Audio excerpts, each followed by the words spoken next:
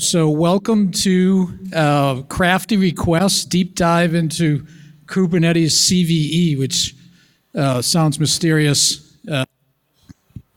Just use CVE. We have with us, though, Ian Coldwater. She's a lead security engineer, platform security engineer at Heroku. If you read her Twitter profile, it says she's out to break containers. So she's the container breaker. Every team must have a container breaker. So welcome. It's a pleasure to have Ian with us.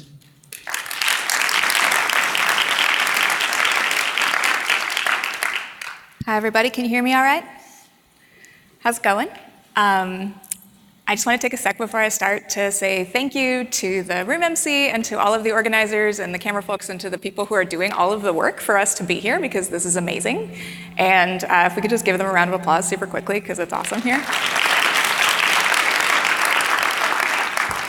And I just wanted to say thank you for all of you for taking the time to be here, because this is great. And I'm really excited to be here with all of y'all. So my name is Ian Coldwater. This talk is called Crafty Requests, Deep Dive into a Kubernetes CVE.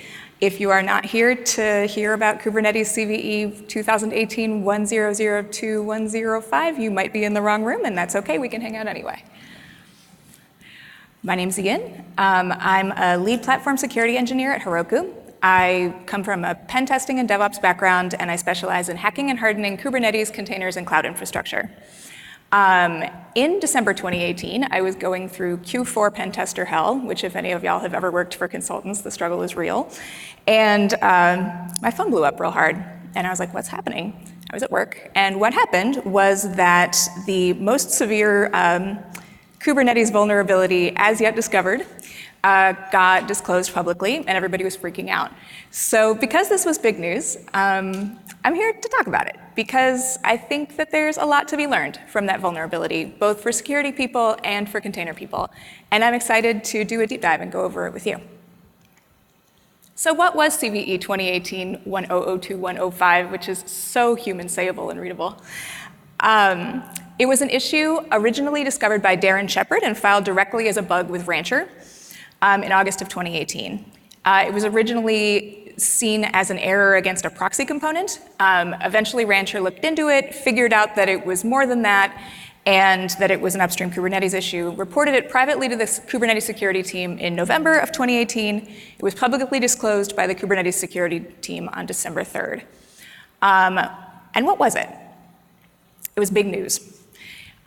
This is not true. It was not the first major security hole, but it was the one that got the most attention. I think it really caught the attention of the press, it caught the attention of security people, it caught the attention of the general public in a way that previous vulnerabilities really hadn't. And it was a big deal. It was funny because I feel like I've spent a lot of time in my career as a security professional sort of jumping up and down and waving my arms and hollering about how important Kubernetes and containers are and how everybody should be paying attention to them. And that mostly was sort of tilting at windmills until this happened, and then all of a sudden everybody was like, oh, this is a thing we should pay attention to.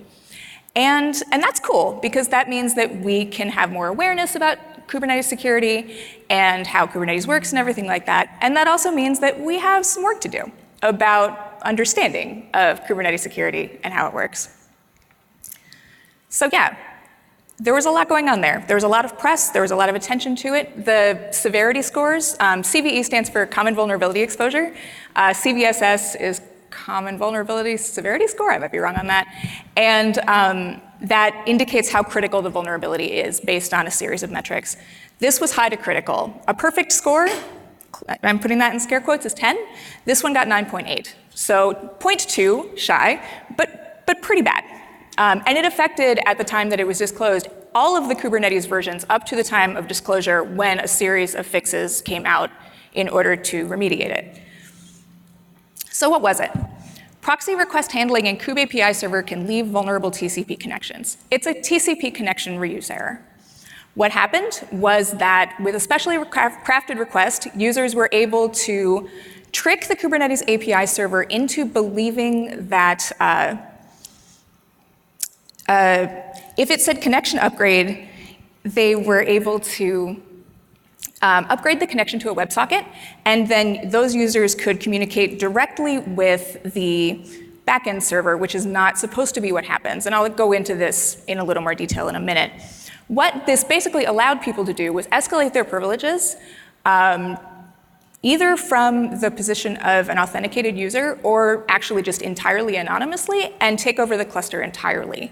That's bad. You could do a lot with that as an attacker. And so the fixes came out for 1.10, 1.11, 1.12, and 1.13 was released that day. Everything before that doesn't have a fix. And if you're running anything before that, you're going to hear this like 3 times today, but you should really, really be updating because that was a long time ago and it's a pretty nasty vulnerability. So, affected versions. So, there's one bit of good news on this because it really affected everybody. That if you were already running absolutely everything in your cluster as admin, nobody can escalate privileges in that cluster because they're already admin. Please don't do this. This is a terrible idea. I hope you're not doing that right now. That's pretty much the only good news. The other good news is that it was actually a pretty easy fix. And it's pretty easy to mitigate. The thing is that security people got, when they heard about this, really confused. They didn't get it.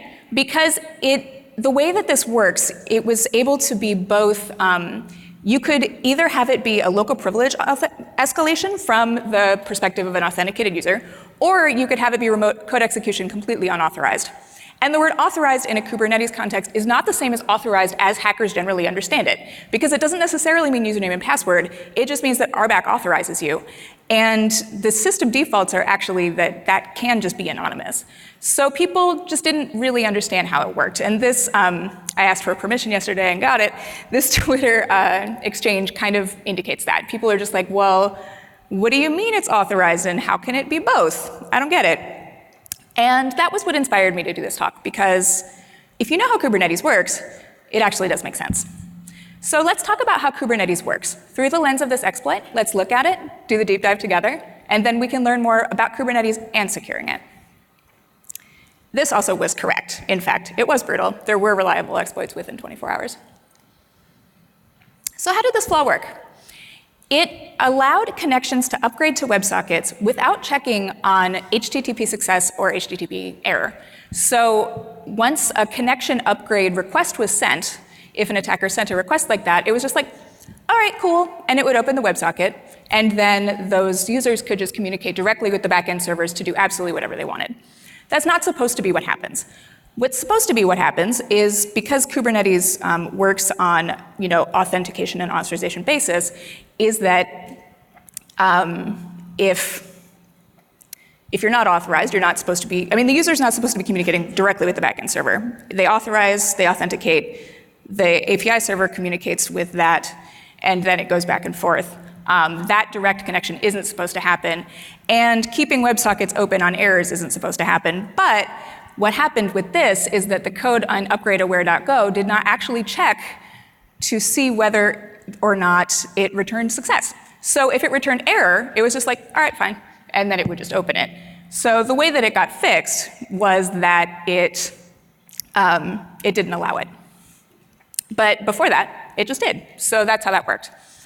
To figure out how this happened, let's take a look at all the moving parts in Kubernetes and how those parts can come together to create a vulnerable cluster or a vulnerable environment. Here's the Kubernetes control plane. Raise your hand if you're kind of familiar with this one. Anybody? Fair amount of y'all? It's okay if you're not. I'm going to go through it a little bit anyway. So the API server over there on the left in sort of the middle of everything touches just about everything. And for that reason, as a pen tester, the API server is the best target for me. Because with API server access, you can access the kubelet, which is basically the brains of the operation. You can access etcd, which can give you all kinds of interesting metadata. You can access different things in the master node and in the worker nodes, and you can control various parts of the cluster if you can get that kind of access. So what the API server does is it's that kind of one in the middle. It provides the REST API endpoint through which Kubernetes operations are made. Kubernetes is API-based. It's declarative, defined by YAML, and everything in it goes through these kinds of requests. And so if you have full API access, you have a fair amount of administrative access just through that. What the API server does is it tries to prevent this from acting as a gateway between the user and the backend servers. So whether it's the extension API server or the kubelet or something like that, the user sends a request to the API server. The API server checks against its authentication and authorization, makes sure that they're valid, that they're authorized, says okay, goes out to the kubelet or whoever and says that, okay, this person's authorized, here's this request, and then it passes it back along. And then once, the API server will just continue to go back and forth that way and make sure that everything is legitimate and not malicious. The API server is accessible to all pods by default. So if you have API server access and are able to bypass authorization, for example, you can execute commands on other pods, on other places in the cluster that you're not supposed to be. So as I said, connection flow, sends a request, authenticates and authorizes, uses the TLS credentials to establish the connection with the backend server. The API server acts as a reverse proxy, routing the request between the user and those servers. Now, reverse proxies act in a particular kind of way, and most of the time this works. It's not very efficient to continually open and close TCP connections. And so to avoid that, what they do is they open up WebSockets that just stay open and allow communication back and forth without having to continually do that open-close. That's normal behavior. It's not bad. Load balancers do it all the time. If a connection upgrade request is sent that isn't valid, it'll return an error code. And in theory, on error, it won't open that WebSocket. On success, it creates that dumb pipe, and it will remain open for the life of that TCP connection. So that's okay a lot of the time. Where this becomes problematic is when dumb pipes meet more complicated gateways that perform actions like routing, authentication, and authorization, which, as it turns out, the Kubernetes API server does all of those things. And so when that dumb pipe is, just will blindly trust whatever traffic is being thrown at it, then if something happens that messes with the, authorization process or something like that, it can create things like privilege escalation vulnerabilities, which this one did. And this one had multiple attack vectors that were able to be used by attackers, which explain both the different severity scores and the local privilege escalation versus remote code execution question. So let's talk about those paths. I just wanted to put dumb pipes are dumb and put that picture because it was funny. With this flaw, attackers could trick WebSockets into staying open despite returning those errors. They could reuse that connection and bypass all authorization that the API server is supposed to do. Because it's bypassed, because that traffic is not actually going through the normal channels, it also doesn't show up in logs, which can be problematic if you are, for example, trying to defend your Kubernetes clusters against malicious activity, because that person could be in there and you'll never know she was there. So this is not only an issue in terms of it's potentially catastrophically bad, it's an issue in terms of and you may or may not know it ever happened. So there's two attack vectors here, and I'm going to take a second, drink some water. There's pod exec attached port forward, and there's which is the authenticated, somewhat easier to exploit one. And there's the extension aggregated API server flavor, which is rarer. Configurations don't come that way by default, but they are common enough that it was an issue for a fair amount of clusters. The extension aggregated API server flavor is much more severe and allowed completely unauthenticated cluster takeover. For this one, users who are authorized via RBAC to execute, attach, or port forward on a pod can escalate to broader cluster API access via the kubelet, which means that they can do things like execute on other pods. And this one affected every single Kubernetes deployment. before the fix, all of them, because they all have pods. So that had a CVSS score of 8.8, which is pretty nasty, but not critical. The other one was open to users who were authorized for API discovery. And just out of curiosity, has anyone in the room ever run kubectl get cluster role bindings at all? A couple of y'all.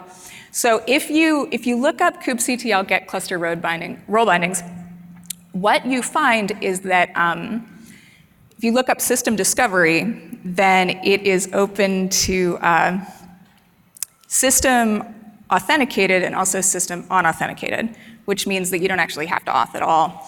And if you look up cluster roles, what that one allows is being able to get access to anything that is API/wildcard. So anything that involves an API, you're able to send a GET request to. And if you're able to send a malicious GET request, it will happily take it regardless of how unauthenticated you are. That doesn't affect all the deployments, only the ones with extension API servers, which, as I said, were not necessarily default, but were common enough. Users who were able to attack those kinds of clusters could escalate to absolutely anything on downstream API servers. The kubelet API, injecting malicious code, really whatever they want. That one had a CVSS score of 9.8, which is critical. So what could go wrong in a scenario like this? Maybe it's fine, maybe like the dog. And if you leave it unupdated, what could happen? People could put crypto miners on your servers, or otherwise hijack your compute resources for something else. They could exfiltrate your secrets, your password, whatever kind of sensitive data you have in there, metadata for your cloud accounts, that kind of thing. They could inject malicious code, they could conduct supply chain attacks, they could really do absolutely whatever they wanted because it allows for total cluster takeover. And so really just whatever kind of evil an attacker can dream up, they can execute with this. So the risks are quite high. You don't want people to be able to escalate privileges infinitely on your clusters. That is not ideal. I was going to do a demo here, and then right before I got here, I totally nuked my VM. So somebody else did a demo that they recorded, and I'm just going to play it for you because it's basically the same demo I was going to do. But how do I do that? Like that. So this is from somebody from Twistlock. Thank you, Twistlock. And it is a demo of him running this on a cluster with a default Nginx config. I'm going to hit escape, and I'm going to press play, and then I'm going to do that. Wait, why does that not work? You see that? What just happened? Well, now I have a double fucked demo, so. Anywho, he's running it against an Nginx default that looks like that. Can you start that from the beginning? Is that a thing you can do? Sweet, it looks like that.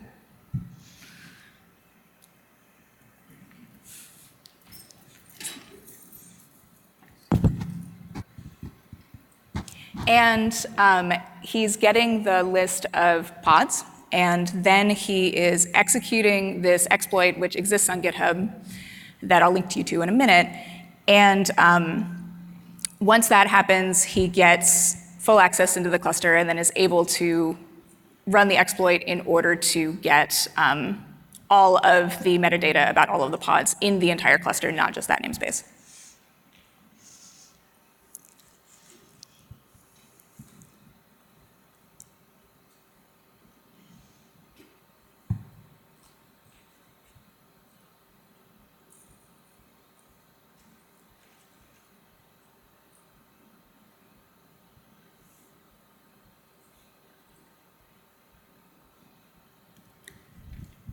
And it really is that simple.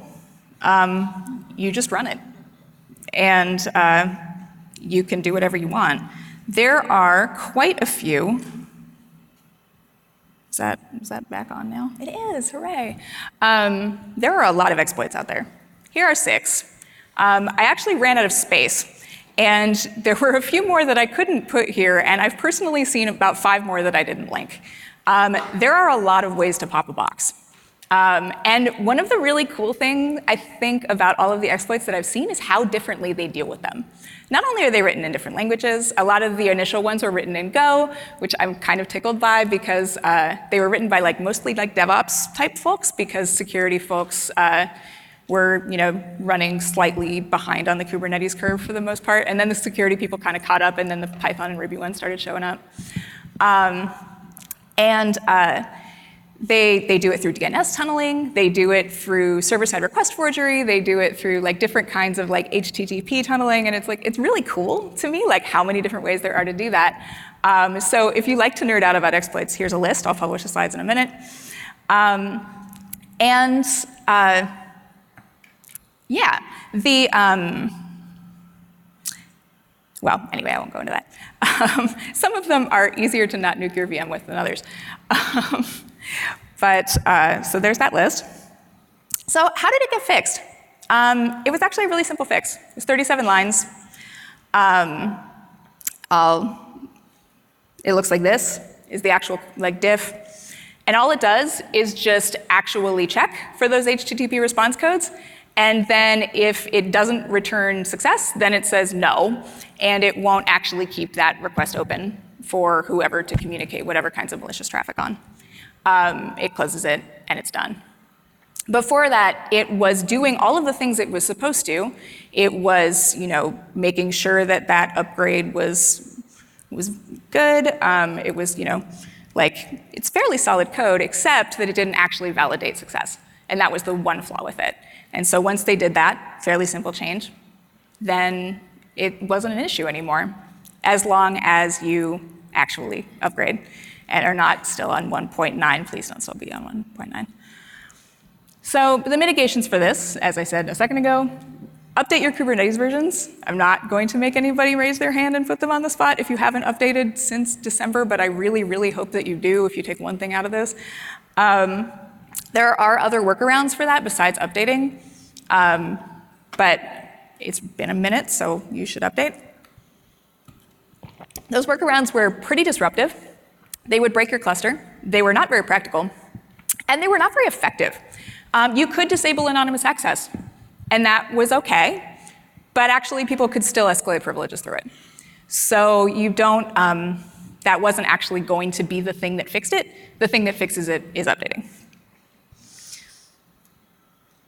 But if we look at this in the future, if we think about how this works, how those Kubernetes defaults, the way that RBAC works in relation to the API server, the way that that authorization happens, the way that the security is really only in the middle, kind of firewall style, instead of a zero trust model where things are being verified on either end, we're not going to see, we'll see other vulnerabilities like this, probably in Kubernetes, probably in other kinds of microservices architecture. And so what can we learn from this? How can we do this better in the future? It's also this particular flaw was not only an issue in Kubernetes. Once it got publicly disclosed, the Kubernetes product security team worked with several other projects under embargo to be hey, this is a TCP reuse issue with you too. And those have been quietly getting fixed on the back ends of various kinds of products for the last several months. That will probably continue to happen. But we need to think about this and be able to do better next time. So one thing we can do, the first way that we can start to think about that is by thinking about defense in depth.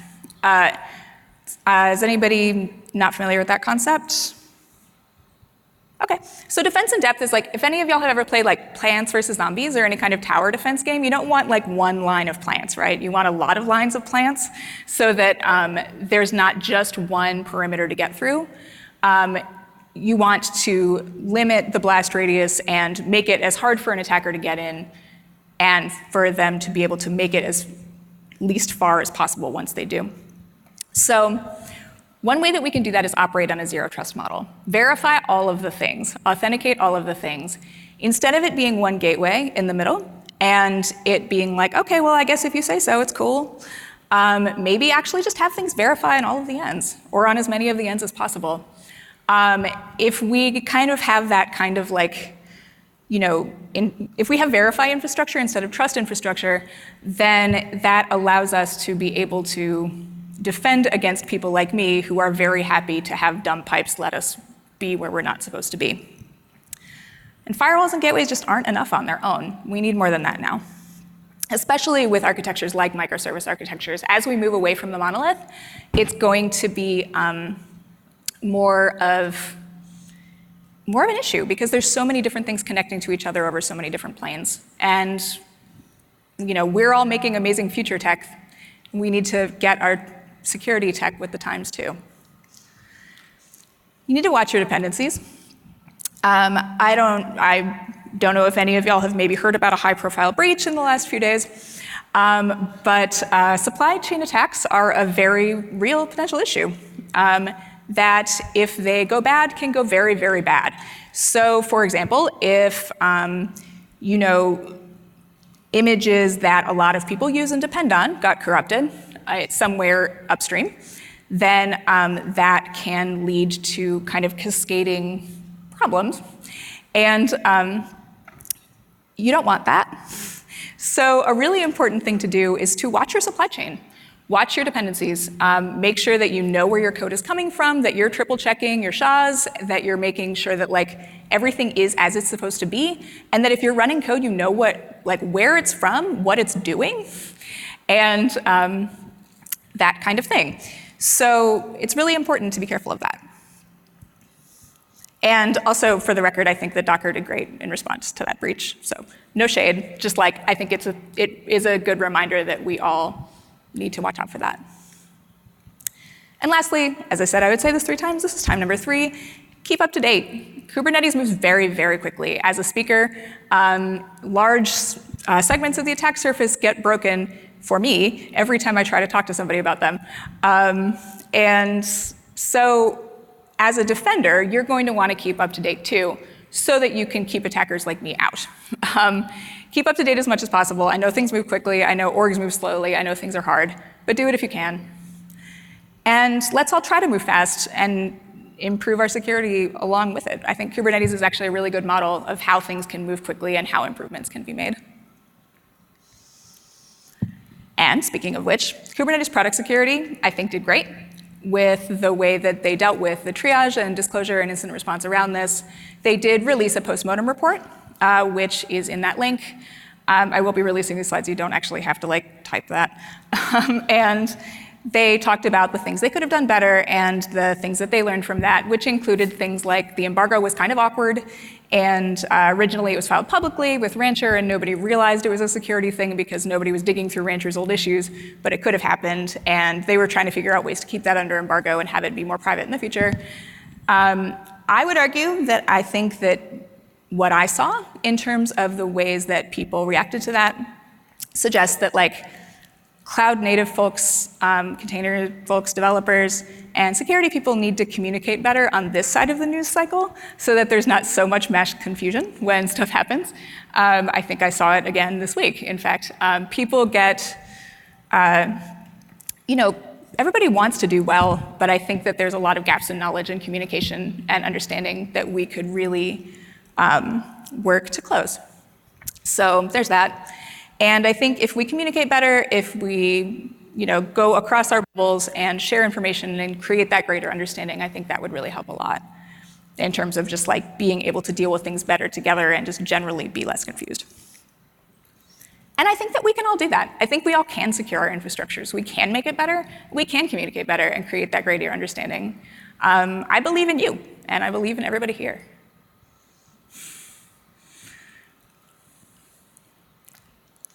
And here is a resource slide, which is the things coming out of the Kubernetes team in terms of the disclosures, a CVE thing with a link pile, and a couple of people explaining this vulnerability with exploits attached in great detail.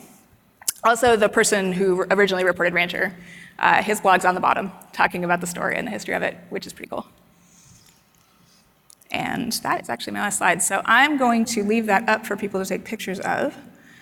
And if anyone has any questions, I will be happy to answer them. If you happen to Okay, one sec. If you happen to be running an older version of Kubernetes at the time of the CVE, like 1.7, where without RBAC, what is the impact there? Well, it's still affected. The question was if you were running a much older version of Kubernetes before RBAC at the time of that CVE, if it was still affected. The answer is yes. All versions of Kubernetes prior to 1.10 were affected. And the unauthenticated path, I think, might work slightly differently. I'm not sure about that, but the authenticated path certainly does. And so you're still affected. It's still important to update. And if you think that you may have been affected by that, for example, if you haven't updated or you were running a much older version at one point, a thing to do is look at your logs if you can. Again, things don't necessarily show up very well with this one, but try and look for signs of things talking to each other that shouldn't be, weird communication between pods that shouldn't be seeing or talking to one another, signs of crypto miners or compromised containers or malware in your stuff, that kind of thing.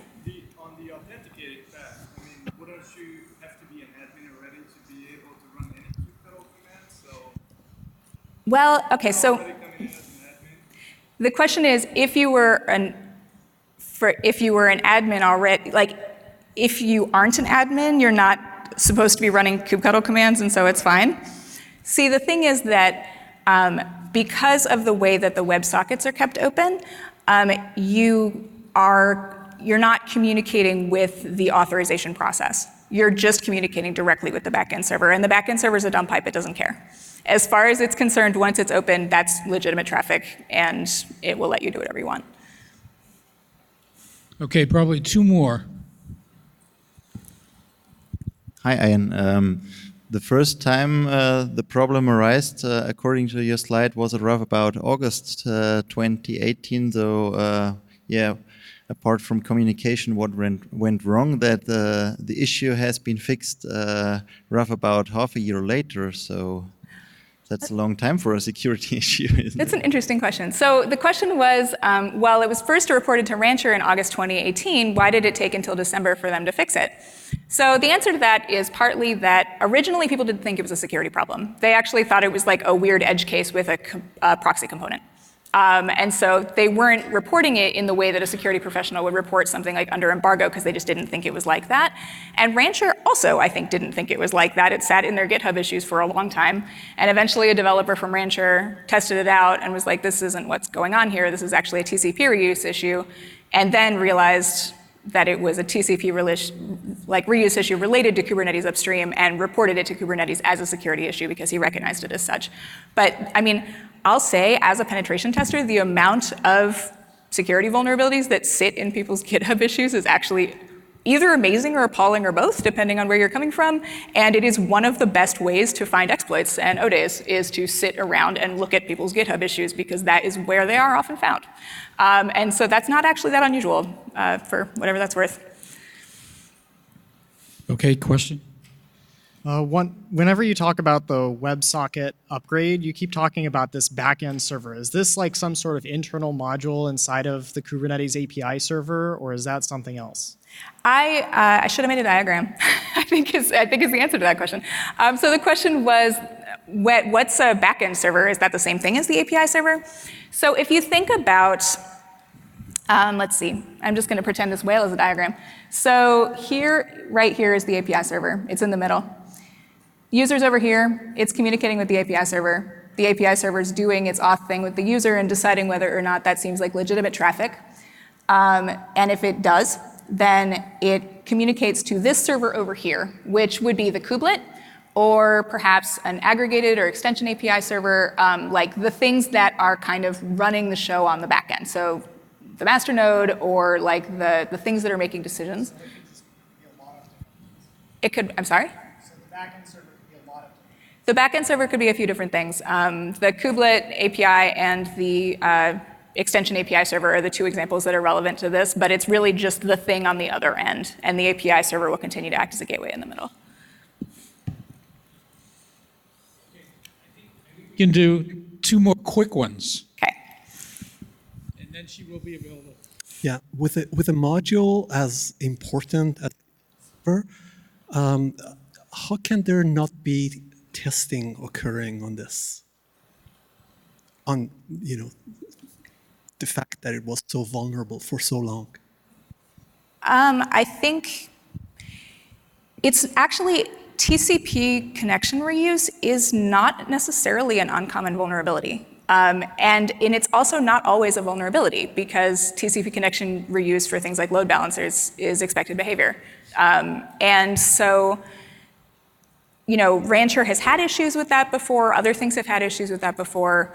And honestly, if I'm editorializing, a lot of the time I think things that are fine expected behavior for developers who are generally optimists who assume good and who make good features for good users who are going to use them in the way that they intend, I think a lot of the time people aren't necessarily primed to look for things as security vulnerabilities. Like for me, I look at things and the first thing I think is where are the holes? Where can I get into it? But I think that a lot of developers don't think like that, which is fine. I don't think we all need to think like that. But I think sometimes things just exist and have behavior that to security professionals is pretty glaring, but wouldn't necessarily be recognized as an issue for a lot of folks who aren't security professionals or who don't think like that. So the fallout. Sorry. So the fallout from this was, something was sitting in somebody's backlog for some period of time.